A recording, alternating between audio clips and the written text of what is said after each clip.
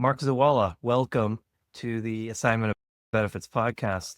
Who are you? What is it that you do?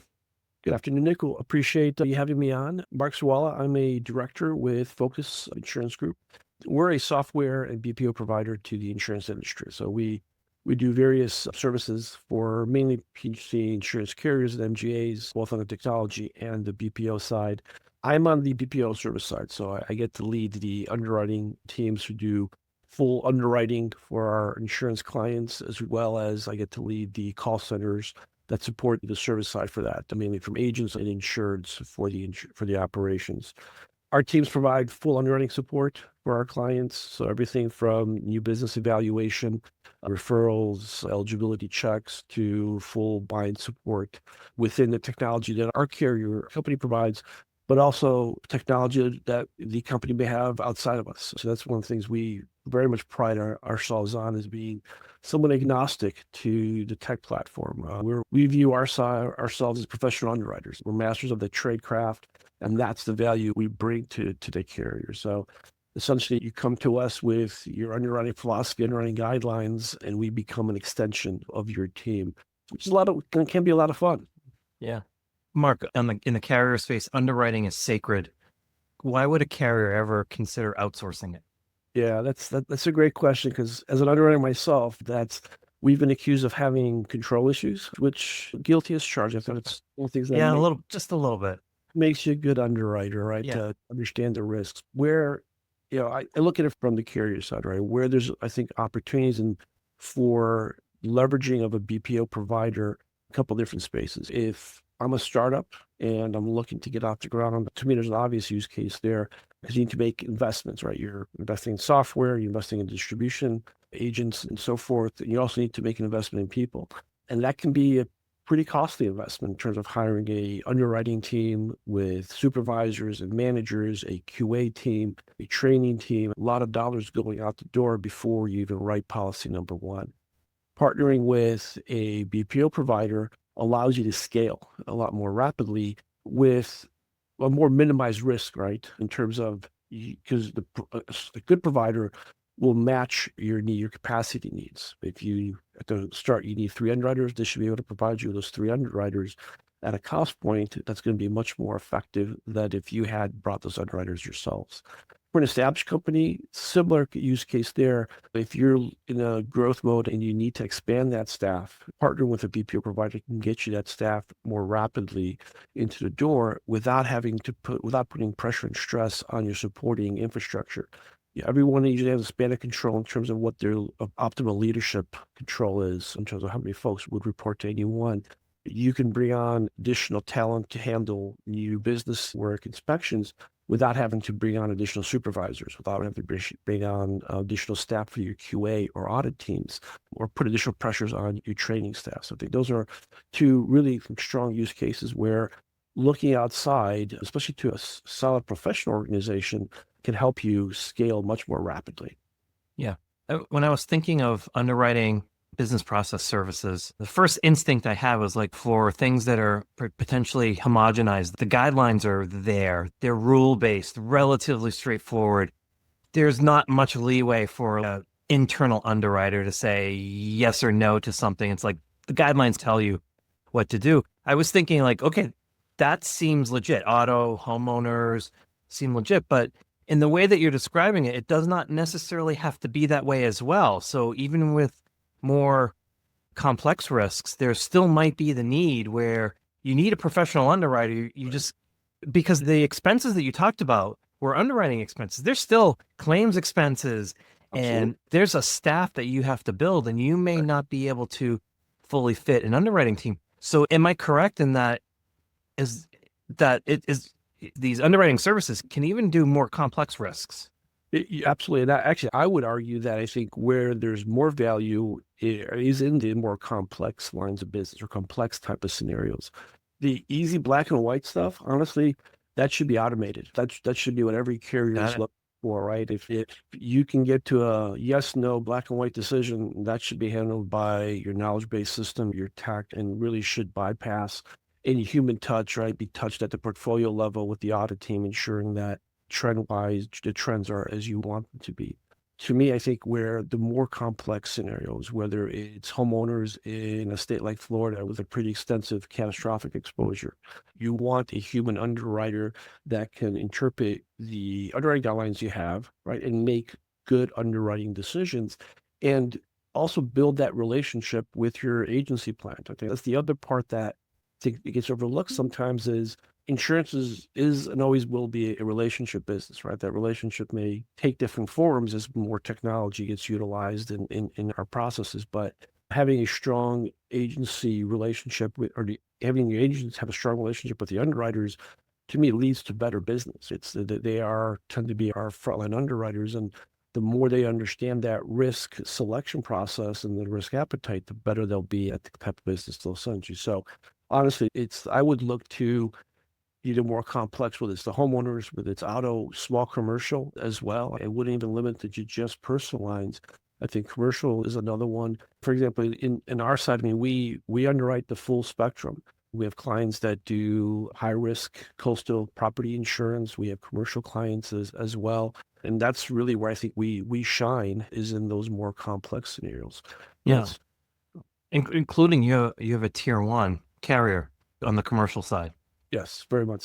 We run the spectrum where we have, and again, kind of back to your question as to why, right? And I think of some of the successes we've had in helping companies get up and running. We've got an extensive track record of helping Florida companies start and grow and then go into a different path because their business model takes them that way. But we've got clients today where we were there 20 years ago with policy number one, and they're now 100,000 policies plus 300 million premium in the state, growing profitably. We've been with them. We've been their underwriting team this entire time, right? Through hard and soft markets, through various hurricanes, and supporting them at a very high level. Yeah. So when an underwriting firm, a carrier, decides like, yeah, that makes economic sense for us, how should they go about the evaluation process? How might they want to think about that particular decision, who they talk to, and what they relinquish? What would be a good way to advise them on how to process through this? Yeah. To me, I think you should be looking for a partner, right? So to find a good partner, I think you need to look for firms that have a proven track record in this space. They understand our industry. I would be looking at the experience level of the staff, not just at the top, but look at that middle, right, to lower leadership level as well, and the front lines in terms of what's the average tenure, right? What's the level of expertise? So in terms of evaluating their industry knowledge, I'd be questioning their processes from a standpoint of, do they have an in-house QA team that does quality assurance checks on their work? Do they have an in-house training team that can train the staff and then provide retraining and refresher training as well? I kind of think about the key support structures that are needed to be effective as an organization. Those are the areas I would be looking for. Yeah, and then the other part is back to that emphasis on the proven track record. You look at the clients that they've have, right? That they currently have, but also clients they've had. Because in some cases in this space, we know that at some point our clients will outgrow our needs, right? They may decide that they get to a certain size and they move in a direction where they may want to take some of their services in-house. Can that relationship then survive, or is it a all or nothing kind of deal? Again, to a professional underwriting shop, it shouldn't matter if you're underwriting all the work or if you're underwriting a segment of that work, right? It should be consistent in terms of your level of execution. And the key there is, right, you want to make sure that you're meeting the needs of the client. And to me, that's what a partner is, right? It's understanding your business goals, and essentially your goals become our goals. To me, that's one of the things that I really enjoy about working in this space is I get to work with a couple of different clients who have different goals, similar but different goals, right? So I get to help them achieve their success, right? So it's, to me, that drives me as a professional. But what about contractual arrangements, and how are they for this kind of service? How are they typically structured? Yeah. Typically, you're going to have your master service agreement that kind of will have your terms and conditions for your organization. What I would recommend or highlight to be included, you definitely want to have a strong and clear statement of work, right? That defines what the provider is going to do for you, right? And I would be very granular to make sure that both sides understand what the expectations are. Hand in hand with that, I think you need well-defined service level targets. How do you measure success? What does success look like to you, and making sure that is included in those service level portions? How fast do you want the provider to process? Is it 5 days, 7 days? It wouldn't leave that to chance. You want to make sure that is clearly spelled out. Definitely want to include requirements for auditing in terms of how much auditing the client or the provider is going to do, in addition to any auditing that you may want to do yourself on that business, and making sure that that is seamless. I would say clear expectations and working parameters on the communication piece in terms of who your points of contact are going to be at the various levels, and then communication in terms of various scenarios that would potentially trigger different types of meetings or communication points. Yeah, brought up auditing. I'm thinking auditing in QA. Yep. What's a good cadence for that? I think clearly you don't want to go too long. I think that probably creates problems. You must have seen something like that. Yeah.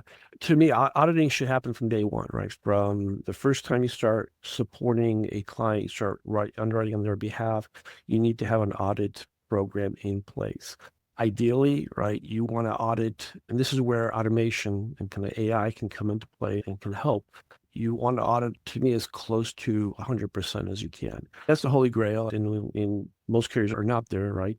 But definitely from an automation standpoint, there's some big strides being made. And like in our company, where we're getting closer and closer to that spot. But definitely want to audit consistently. You want to make sure all your tasks and workflows are being audited. So phones, chats, that's what you're providing. Your various workflows, whether it's new business inspections, endorsements. And you want to ensure you have enough of a sample size to start where it's meaningful. And that consistency, right? So you want to have consistent methodology in how you're auditing, how you're scoring, especially if the client is always also going to do audits in parallel to the provider, right? You want to make sure you're both looking at the same thing and scoring it the same way, so that you have consistent trend analysis to that space. But to me, I'm a huge advocate of the audit space. That feedback is invaluable. And to me, it's one of the characteristics of a really strong underwriting organization is you have an audit process that allows you to identify where decisions are made that are not in line with the expectations. Because those are the coaching discussions that the supervisors should be having to course correct. And it's one of the best ways as underwriters that we grow. Yeah. How does audit information exchange hands? How is that communicated? Is it sit around a table, or get on virtually and just go through a list? Is there a dashboard? What's a good cadence to exchange information to see that this is happening? Or how do you exchange the scorecard? So, I mean, and you're right. It was a lot easier when everyone was in the office, right? When I started as an underwriter, you'd come into your supervisor's office, right? You'd sit there and you kind of go through a list of files, and you'd have a discussion on what your thought process was, and go from there. In a virtual space, it's a little bit more challenging. So you definitely want to be purposeful, right? To be formal monthly audits and monthly results is something that should be on the calendar as just a reoccurring meeting that your audit team has with the supervisor. So they should be sharing a dashboard. Dashboard should have the high level, at the team level, here's what your audit results are by team, by workflow, and then have a drill down in terms of here's what your individual team members' audit scores are. And then a summarization of here's your top 3 trends, same by team, by the individual, so that you can have good conversations. And that should be, to me, you should have that for us, we started for January, we go through the entire year, and we have the ability to look back to previous years to see if there's any trends from last time that we need to factor in the conversation here. That's kind of your baseline, right? Your audit team. Your supervisors should also be auditing on a regular basis in their interactions with folks, right? As they get referrals from the front line and they're rendering decisions, right? They come across a lot of different files. If you see something that obviously doesn't match the guidelines, that should be a conversation. It may not be to me, it could be a formal audit as well in terms of scoring it the way your methodology indicates, but making sure that feedback gets to the front line. And it should work both ways, right? The audit shouldn't just highlight where there's underwriting deficiencies, we should also be reinforcing where good decisions were made on tough scenarios. In many cases, I think underwriters learn more when you highlight where they did a good job on something that wasn't easy. That's where good underwriters shine, is in that gray area. And that's where we earn our dollars in terms of being able to write profitable risk that on the surface, right, may not seem to be very profitable. Yeah. How much do firms like yours, are you able to exchange information to go back to the carrier and say, this is what we're hearing? Yep. Like, we think you have room for rate here, or the opposite. Like, Yeah. it seems like there's more competition in the Yep. marketplace. How often, or it sounds like the relationship needs that. How does that work? Yeah. So for us, we have our monthly audits that we do we have a separate audit team that does that for us, right? So we have that separation of responsibility. So it's not my area that's doing the audit. It's a separate team that's doing it independent. Then they share it with us. And then we will share those audit results with our clients at our monthly business meetings. So we have every month, there's a formal business meeting with the client leadership. Standing agenda item is review the audits. And we talk through trends at a high level. And like you said, we get into detail scenarios that we're seeing, definitely at that meeting. We also, in real time, if there's things that develop throughout the week, right, we have very open communication with all of our clients. We share that can share at our daily huddle, which a lot of times we will have daily huddles, stand-ups with our client teams, just to align with, here's what the focus is for today, here's what we've heard yesterday or for the preceding couple of days, right? Things that they may need to be aware of and vice versa. Things that they will share that may be going out, agent communication that may be going out that may impact the volume of calls or chats that we get, or if there's a rate change that is pending, things that we may need to be on the lookout for. So I think that's another, I think, a strong characteristic you want to look for is that level of interaction and communication with your provider. But for them to be an effective partner, you have to have that communication. You've got to be talking to each other. We have to understand the client's business goals and where they want to go, where they're headed.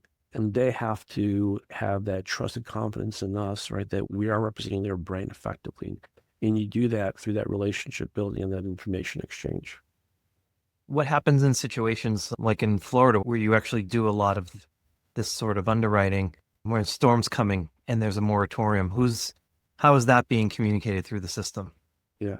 Unfortunately, we've had way too many examples of that. I would love this upcoming hurricane season be the first one where we don't have to have any moratoriums. I think we'd all appreciate that. But saying we do, so we're lockstep with our providers. And that's actually where our morning huddles, stand-ups really come into play very effectively, because these are 10, 15 minutes. They're not designed to be longer than that. And we talk about what went well the day before, what's on tap for today. And during storm season, a lot of times it is, what's the latest forecast for the storm? When do we anticipate having to restrict coverage and at what level? So that kind of sets the baseline. And then once coverage restrictions are put in place, if you're on our platform, meaning that the changes are made almost real time in terms of clients able to make those restrictions, and communication goes out to the agents in the system. At the same time, we get communicated with usually the formal message that goes out of here's areas, counties, zip codes that are restricted. And then as they gets modified, the communication just continues. So it's both email, we have internal chat with and messaging systems, which we try to strike on the different levels to make sure that there's no stone unturned. Yeah. So the final question, Mark, is for a carrier and an underwriting service provider, what would you classify or characterize as, here are the key characteristics that you're going to have the highest probability of success and partnership if these characteristics are in place? Yeah. I'd use our company as an example, right? But kind of just the things to kind of consider, right? How knowledgeable are they in the business, right? How many insurance, if I'm a startup, I want to know how many companies have you helped get off the ground? And companies that may no longer use your services, right? How do they speak to you about you? Are they still very happy with the service you provided, right? Because to me, it's an example that you help them grow to a point where they wanted to go into a different direction and you parted as on good terms. So you want to look at that. The quality or the experience level with their leaders, whether or not they have the formal audit teams, whether the training is documented. Are they able to demonstrate to you that they can meet your needs as you grow. It's somewhat easy if the volumes are low, right? And you're starting up and you don't have a lot of business on the books. Almost everyone can provide that, right? But it becomes more challenging as your business starts to grow. Let's say if you're going to do a takeout in Florida, that can be a pretty complex scenario in terms of managing through the various steps. Does the provider have experience with that? Are they able to give you guidance and to be a partner with that? And then, when I think about partnership, it's what additional, right? Do they provide more than just the processing of tasks? Working widgets, making yes, no decisions. Anyone can do that. And like I said, many times automation is probably a better option for that. But does the provider have the business knowledge and that depth of experience to be able to share with you, here's what we're seeing that works well or is working well with your book of business, and here's where we're seeing opportunities. And that can be in the results, right, from an audit standpoint and from a loss ratio standpoint and the type of business that is being seen. But it's also from what agents are sharing with us in terms of their price competitiveness, in terms of their eligibility guidelines that may be out of line with what some of the other companies share. And it's really having that commitment of you tell us what you need in terms of initiatives, and we'll make sure that we have the right resources to help you execute those initiatives effectively. Yeah. Mark, thank you so much. Thank you for shedding light on underwriting business processing services. I really appreciate it. Absolutely, Nick. My pleasure. Thank you.